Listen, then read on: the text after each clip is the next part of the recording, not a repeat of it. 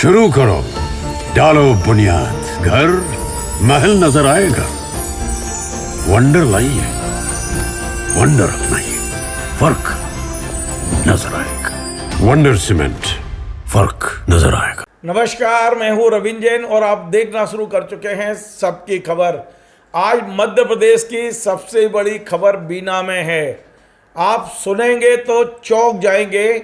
बीना में मध्य प्रदेश के मुख्यमंत्री डॉक्टर मोहन यादव ने जो सपना देखा है, बीना के देवल जो पंचायत है वहाँ मध्य प्रदेश की सबसे बड़ी गौशाला बनाने का जो सपना देखा गया है, उस सपने को एक तरह से कह सकते हैं वो सपना आज खत्म हो गया। दरअसल वहाँ के सरपंच की हत्या कर दी गई है और हत्या बेहद निर्मम तरीके से की गई है। हत्या के आरोप में जो दो लोग पकड़ गए हैं, दोनों भारतीय जनता पार्टी के कार्यकर्ता हैं और बीना विधायक निर्मला सप्रे के मुंह बोले भाई हैं। बाकायदा जो राखी बंधवाते हैं वो मुंह बोले भाई हैं। इस पूरे हत्याकांड की जो सुई है वो बीना विधायक की ओर दिखाई दे रही है।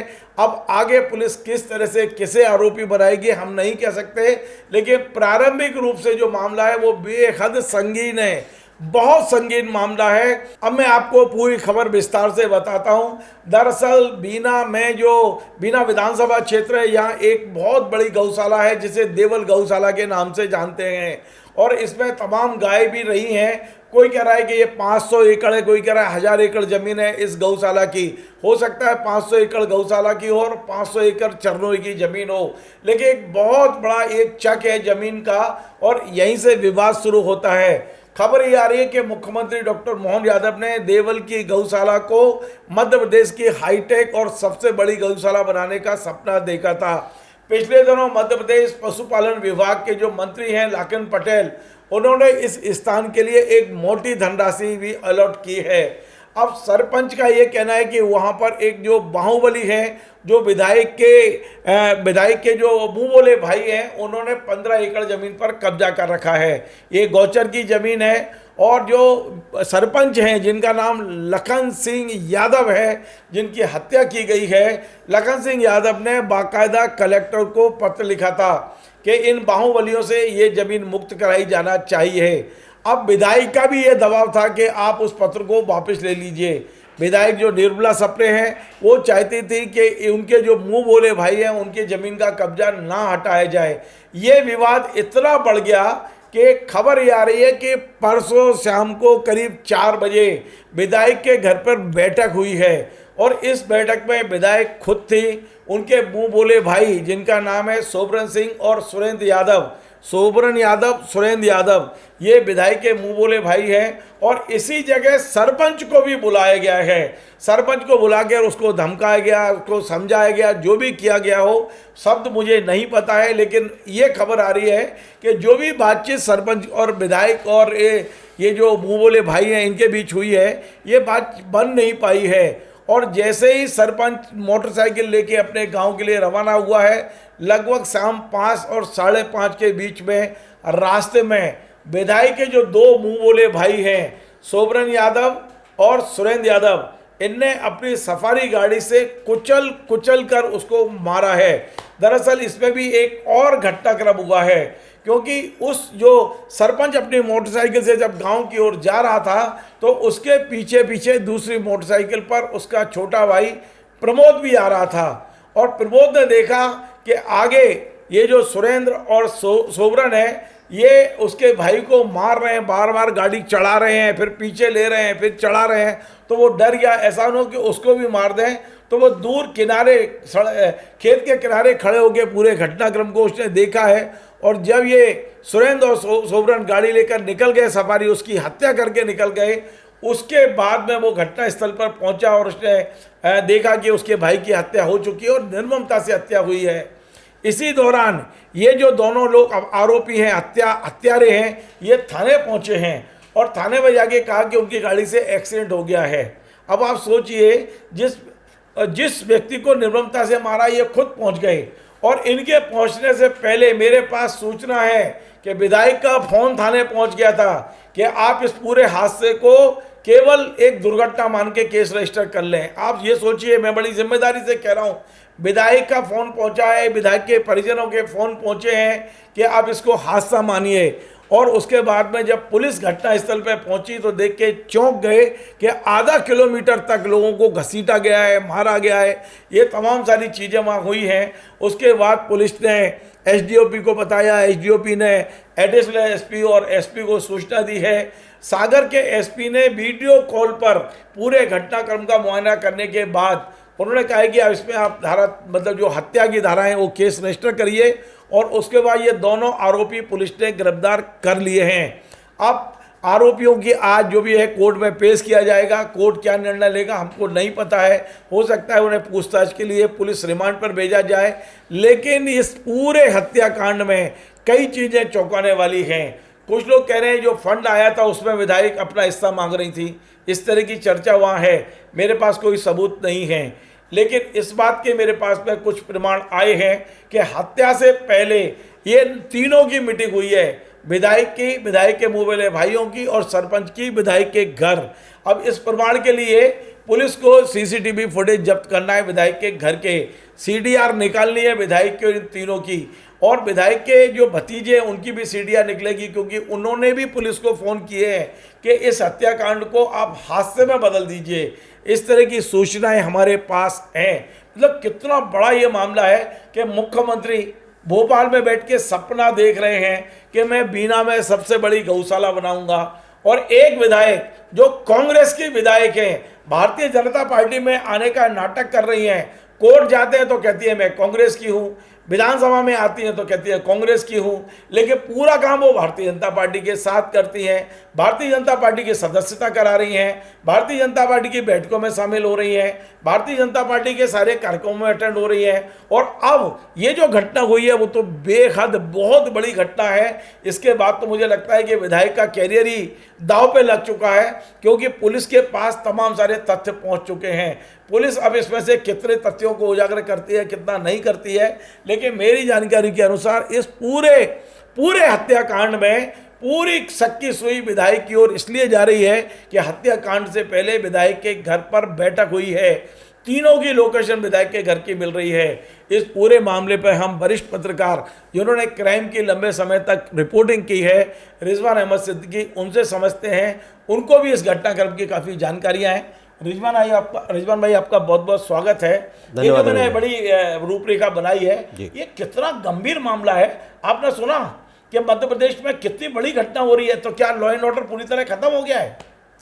धन्यवाद रविंद्र भाई, बहुत ही रोंगटे खड़े कर देने वाली घटना है, बहुत ही हृदय विदारक घटना है। इसलिए कि एक भाई अपने भाई को कुचल कर, और एक बार नहीं, गाड़ी आगे पीछे लंबे दूर तक, उसने अपने भाई को नहीं कुचला है? नहीं, उसने अपने भाई को कुचल कर मारते देखा है। जिस तरह से उसको कुचला गया है, उसके भाई को, प्रमोद प्रत्यक्षदर्शी है, उसने शिकायत की है। और जिस मामले में जैसा आप विधायक की भूमिका के बारे में कह रहे हैं, विधायक के बहुत ख़ास हैं, बहुत बाहुबली हैं वहाँ के, इनका आतंक भी है वहाँ। ये सुरेंद्र और पहले भी आपराधिक केस है, इनके ऊपर मामले दर्ज हैं। ये खुलेआम घूम रहे हैं, फरार हैं, खुलेआम घूम रहे थे। और जिस तरह से संरक्षण था, इनको ये लगता था, हमारी जानकारी के हिसाब से, सूत्रों से जो हमें जानकारी मिली है, इनको ये लगता था कि ये सरपंच को इस तरह से कुचल के मार देंगे, इनका आतंक व्याप्त होगा और फिर अगला सरपंच ही इनमें से कोई बन जाएगा। और मामला वही है, शासकीय भूमि, शासकीय धन, इसके दुरुपयोग का और इसके दोहन का, इसका इस्तेमाल का। विधायक के बारे में भी जिस तरह से हमारे पास जानकारी आ रही है, जो हमारे सूत्रों के हवाले से हमारे पास जानकारी आ रही है कि ये मौजूद थे वहाँ, विधायक इनसे लगातार संपर्क में थी, आरोपी से भी और जिनकी हत्या हो गई है सरपंच से भी। क्यों बार बार विधायक इनके साथ एक काम करते हैं ना, आगे बढ़ने से हम वो सारे फोटो दिखाते हैं जो विधायक के साथ ये आरोपी हैं। मैं आपको कई फोटो दिखा रहा हूँ जो विधायक उनको राखी बांधती हैं, बाकायदा थाली में पैसे भी रखे दिख रहे हैं, बाकायदा वो उनको मिठाई खिला रही हैं। विधायक के इनके जो फोटो हैं वो मैं आपको दिखाता हूँ। और मैं अगला प्रश्न रिजवान भाई से पूछूं, इसके पहले मैं आपको ये जो मृतक है, जो सरपंच है, जो बेचारा, इसके भाई ने अभी कुछ देर पहले हमसे फ़ोन पे बात की है, मैं उसके कुछ अंश आपको सुनवाता हूँ। उसका ये कहना है कि मेरे भाई की मौत हो गई, मेरी भाभी उसकी अंतिम शक्ल नहीं देख पाई क्योंकि उनके चेहरे को इस कदर कुचल दिया गया है कि चेहरा देखने लायक नहीं बचा है। सोचिए कितनी बड़ी ये घटना हुई है। और इस सब चीज़ों के पीछे मैं बार बार कह रहा हूँ, विधायक पर सख्ती सुई इसलिए जा रही है कि हत्यारे जो पकड़े गए हैं वो विधायक के लिए काम कर रहे हैं लंबे समय से। विधायक के मुंह बोले भाई हैं, विधायक के लिए वहाँ तो लोग कहते हैं विधायक के लिए वो वसूली भी करते हैं। अब करते नहीं करते इसके प्रमाण मेरे पास नहीं है। हम आपको वो जो प्रमोद यादव है, जो लखन यादव के भाई हैं, जो सरपंच थे अब मारे जा चुके हैं, उनके भाई का ये जो प्रमोद का आपसे जो हमारी बात हुई है, एक बात और क्लियर कर दूं, इस बातचीत को करने से रिकॉर्ड करने से पहले मैंने उसकी परमिशन भी ली है प्रमोद की, उनकी अनुमति के बाद हमने ये रिकॉर्डिंग की है। ये मैं आपको सुनवाता हूँ। इनने हत्या की साजिश से हाँ, इनने जो आगे भैया की गाड़ी जा रही थी ऊ में इनने टक्कर मारने की प्रयास करी। तो भैया ने गाड़ी इस साइड दाएं बाएं करी, दाएं बाएं करी सो इनने दाएं बाएं के बाद सीधी गाड़ी मारी। सो गाड़ी में सीधी गाड़ी मार दी। मारने के बाद आपने देखा है क्या मारते? हाँ, हम पीछे से गाड़ी लगाए थे, सो हम घबरा गए। ये तो जानबूझ के हत्या ही कर रहे। सो हाँ, सो हमने इन साहब सो हम डरा गए। सो हम बहुत दूर खेतों को हो गए ठाणे, गाड़ी लाए थे साहब, सीधी चला रहे थे, वे तो मार रहे थे। तो साहब इनने क्या करो के इनने बैक करके और फिर इनने देखो तो कहने लगे इको सुबह नहीं को भैया जी वाले कहने लगे के अबे मरो नहीं, अबे घायल भाव है को। तो इनने फिर गाड़ी में दो ही भज्जा बैठ के फिर इनने गाड़ी को पीछे करी, फिर आगे को करके सिर पे चढ़ा दी। अरे बाप रे। हाँ सर, मतलब इनके हमारों ने आखिरी में दर्शन भी नहीं कर पाए, एक भी उनको ने नाक बची थी, ने कान ने मुंह नहीं देख पाओ। मान लो पत्नी ने माँ ने आखिरी समय में सरपंच का भाई बेटा का जी जी बहुत निर्मम हत्या करी। और साहब जी तो हत्या आ रही है, बहुत ऐसी फिर रहे हैं। आपने सुना एक भाई कितना दुखी है और वो लगातार कह रहा है कि मेरे भाई को बड़ा निर्ममता के साथ मारा है, मुझे न्याय चाहिए। क्या कहेंगे रिजवान भाई? बिल्कुल रविंद्र भाई, जैसे हमारे लोग, हमारे दर्शक देख रहे होंगे स्क्रीन पे विधायक को विधायक का राखी बांधते हुए भी और साथ में कई अन्य कार्यक्रमों में भी शामिल होते हुए इन दोनों लोग को विधायक के बहुत खास है, दिखाता है, बॉडी लैंग्वेज भी यही बताती है।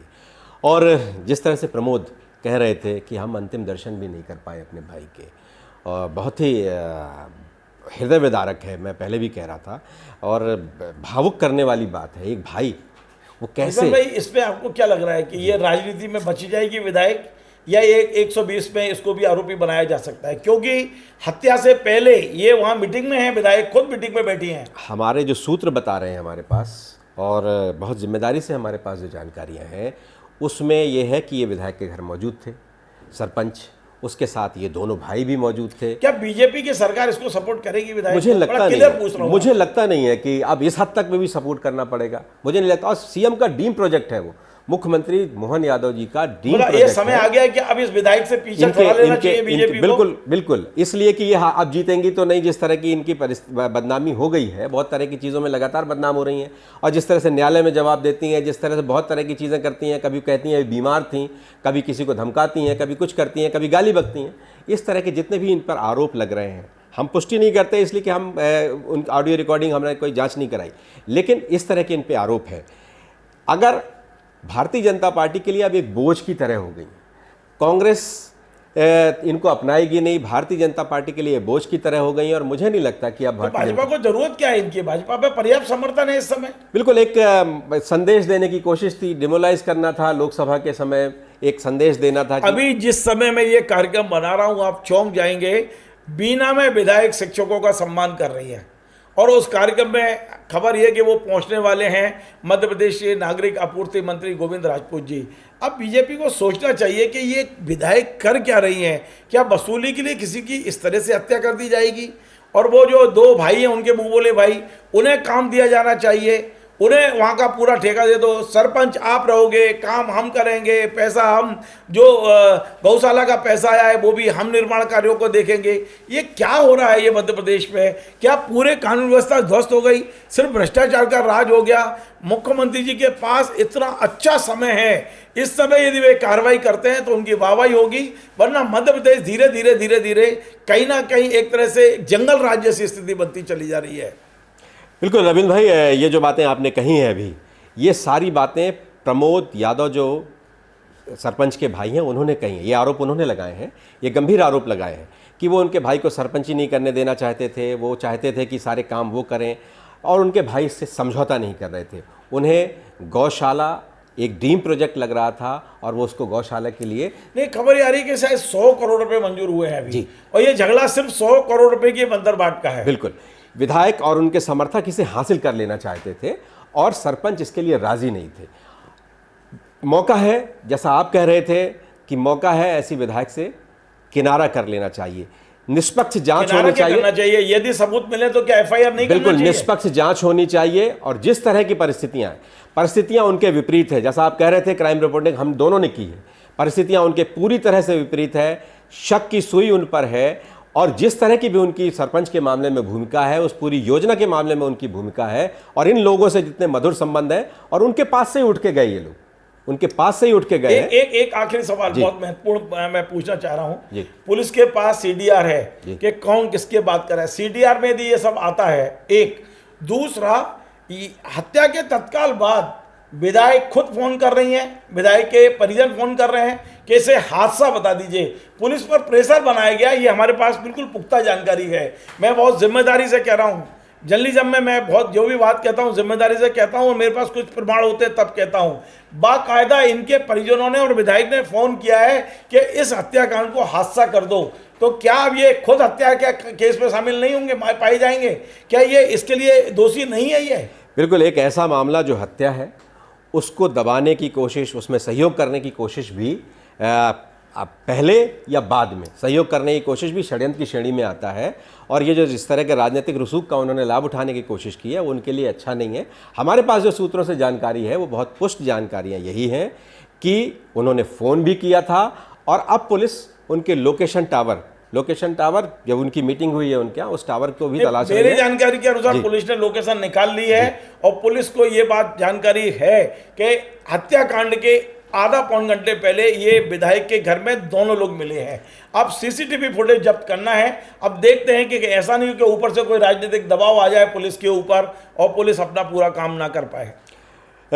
मुझे लगता नहीं है कि जिस तरह का मध्य प्रदेश में मुख्यमंत्री मोहन यादव बड़े बड़े मामलों में भी संरक्षण नहीं देते ऐसे अपराधियों को, तो मैं उम्मीद यही करता हूं और आप भी ये उम्मीद कर रहे होंगे कि इस मामले में जांच होगी, निष्पक्ष जांच होगी।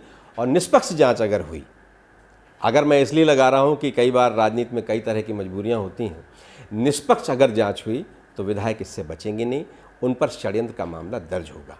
चलिए देखिए, आज हमने एक बहुत महत्वपूर्ण जानकारी दी और ये जानकारी हमने केवल आज नहीं दी है, आगे भी जो घटनाक्रम होगा वो भी मैं आप तक पहुंचाऊंगा। लेकिन एक बड़ी खबर है कि एक सरपंच की निर्मम हत्या सिर्फ और सिर्फ पैसे के लिए की गई है। जो वहाँ फंड आया है, वहाँ पंचायत का फंड आया है, वहाँ गौशाला का फंड आया है, उस फंड पर नज़र थी विधायक की, विधायक के मुँह बोले भाइयों की।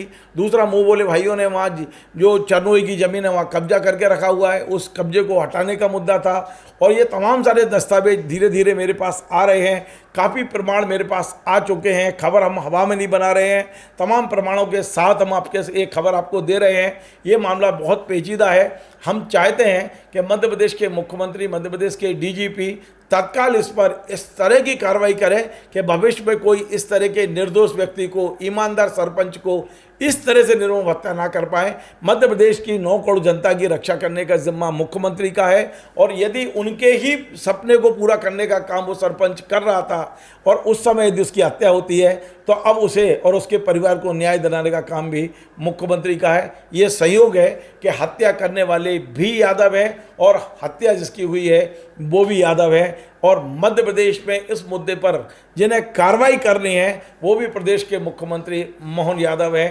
देखते हैं इस घटनाक्रम अब क्या होता है। मैं अगली खबर आपको फिर बताऊंगा, जैसे ही इसमें कोई डेवलपमेंट होगा आपको सूचित करूंगा। आपको हमारा ये कार्यक्रम पसंद आए आप इसे शेयर करें, लाइक करें, कमेंट करें। आपसे बार बार निवेदन है हमारे इस चैनल को सब्सक्राइब अवश्य करें। धन्यवाद। Join the next be the best Bundelkhand का सबसे विशाल और आधुनिक विश्वविद्यालय ज्ञानवीर यूनिवर्सिटी। ये सिर्फ एक यूनिवर्सिटी नहीं, ये है आपके सपनों का लॉन्च पैड। यहाँ मिले आपको smart classrooms, modern campus, updated labs और एक्सपीरियंस्ड फैकल्टी। हर स्टूडेंट को मिलता है कॉन्फिडेंस, ग्रोथ और एक ब्राइट करियर का प्रॉमिस।